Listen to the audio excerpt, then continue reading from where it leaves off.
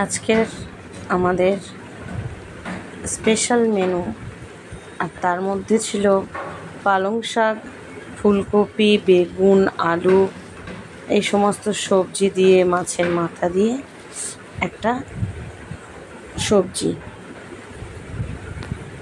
আমার তো খুব পছন্দের সবজি এটা, আর আমরা খুব ভালোই জানি যে পালং শাকের অনেক পুষ্টিগুণ। তো যাই হোক, পালং শাকটাকে ভালো করে কেটে বেছে নিয়ে সুন্দর করে ধুয়ে নিয়ে আর সিদ্ধ করতে বসিয়েছিলাম।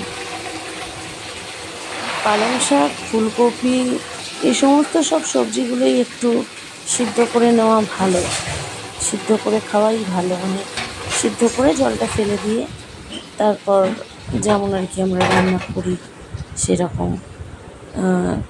একটু মাছের মাথা নিয়েছিলাম, মাছের মাথা ভাজা করে নিয়েছিলাম।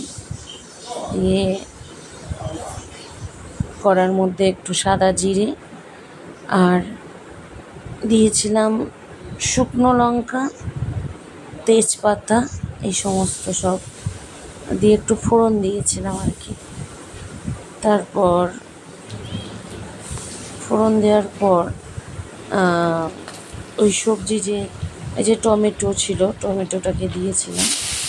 আর তারপর একটু মশলা, মানে ওই আদা, রসুন, পেঁয়াজ সমস্ত কিছু পেস্ট করা, টমেটো পেস্টও ছিল, এই সমস্ত সব দিলাম।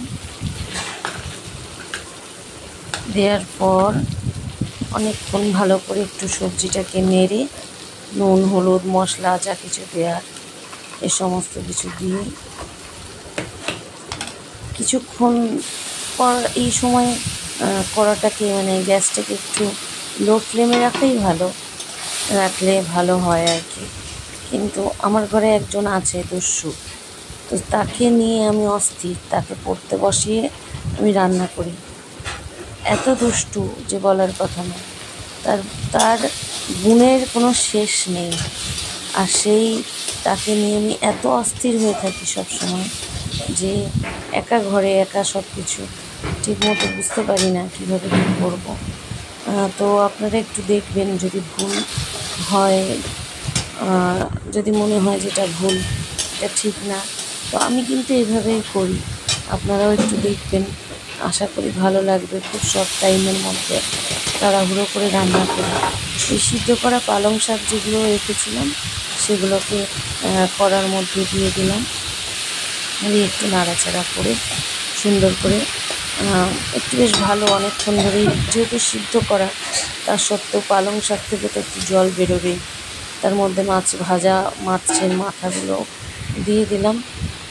দেওয়ার পর একটু বেশ সুন্দর করে নেড়ে অনেকক্ষণ ধরে আর কি সবজিটাকে একদম, মানে মাছের মাথাগুলো আর পরে গোটা থাকে না, মানে এত মানে ওটাকে করি। তো আপনারা দেখতেই পাচ্ছেন লাস্ট কীরকম হয়ে গিয়েছিল তরকারিটা, কীরকম লাস্ট, মানে কীরকম অবস্থায় চলে এসছে। দিয়ে এইভাবেই আমি আর কি রান্নাটা করি, এবং প্রত্যেকটা রান্নাই খুব তাড়াতাড়ি করি, কারণ বললাম সমস্ত কাজকর্ম, তার উপরে একজন আছে আমার ঘরে। নমস্কার।